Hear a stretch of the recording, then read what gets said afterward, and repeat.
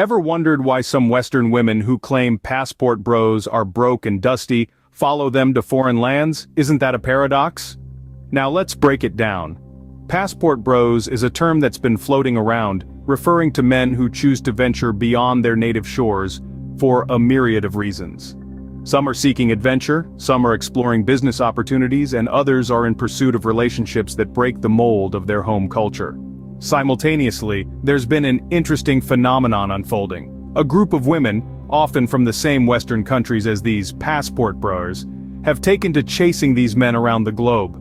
These passport chasers, as we'll call them, often criticize the men they are pursuing, labeling them as broke and dusty. This term, dusted off from the old-school lingo, essentially means these men are financially unstable and lacking in sophistication or charm. But here's where the irony comes in. If these passport bros are as broke and dusty as they are claimed to be, why do these women follow them? Why do they traverse continents, change time zones, and navigate language barriers just to be in their company? This, dear listeners, is the paradox we're trying to unravel. And it gets more interesting. Some of these passport chasers have been known to go to great lengths to blend in with the local women in these foreign lands. They'll adopt local fashion, learn the language, and even finesse unsuspecting men out of free drinks with their chameleon-like adaptability. So, if these passport bros are as broke and dusty as they claim, why are these women trailing them like shadows? Let's delve deeper. Once upon a time, in the vibrant heart of Colombia, a passport sister embarked on a cunning quest. Our tale begins with a woman, let's call her Jane. Jane was not your average tourist. She was a passport sister, a woman who travels to different countries with the sole intent of exploiting the goodwill of men, specifically passport brothers. Jane had a plan, a devious one. She decided to blend in with the local Colombian women and trick unsuspecting men into buying her free drinks. Now you might ask, why would Jane go to such lengths? Well, it's simple, to gain resources without spending a dime. Let's delve into this tale a bit further. Jane, armed with her charm and a carefully crafted persona, walked into a popular local bar. She dressed like a Colombian woman and even adopted their mannerisms. Jane was the perfect chameleon, blending seamlessly into the crowd. The men, unaware of her true intentions, fell for her ruse. They bought her drinks, treating her like a queen in a festive Colombian night. As the night wore on, Jane's scheme worked like a charm. The drinks kept flowing, and the men kept paying.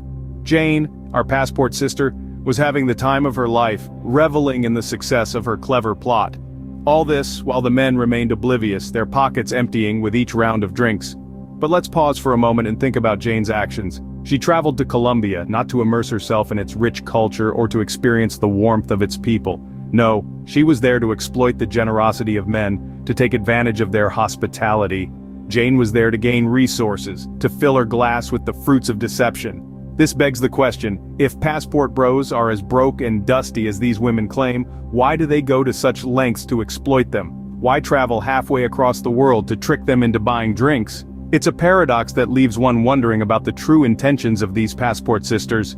Jane's story is not just a cautionary tale for men, it's a mirror reflecting the actions of these women, who, under the guise of travel and exploration, exploit the kindness of others.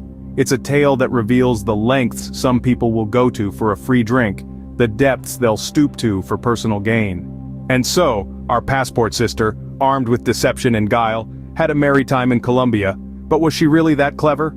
In a twist of fate, our passport sister was not as wise as she thought. She may have had a grand plan to finesse men out of free drinks, but she made a cardinal error. She revealed her playbook on the internet, visible for all to see. That's right, gentlemen. The blueprint of her little game was laid out in the open, as clear as day. Imagine the audacity, the sheer confidence of this passport sister, to believe that her tactics would remain exclusive to her and her compatriots. The internet, after all, is a vast interconnected web accessible to everyone. Men, women, passport bros, and sisters alike all have equal access to this information highway. Now this begs the question, what repercussions does this exposure bring? For one, it's an eye-opener. It serves as a stark reminder that not everyone you meet on your travels has noble intentions. There are chameleons, individuals who blend in, mimic the locals, all with the aim of gaining some advantage, be it free drinks, meals, or whatever else they set their sights on. But let's not forget the other side of the coin. This exposure also serves as a warning to those who employ such tactics. Your actions, your strategies are not as covert as you may think.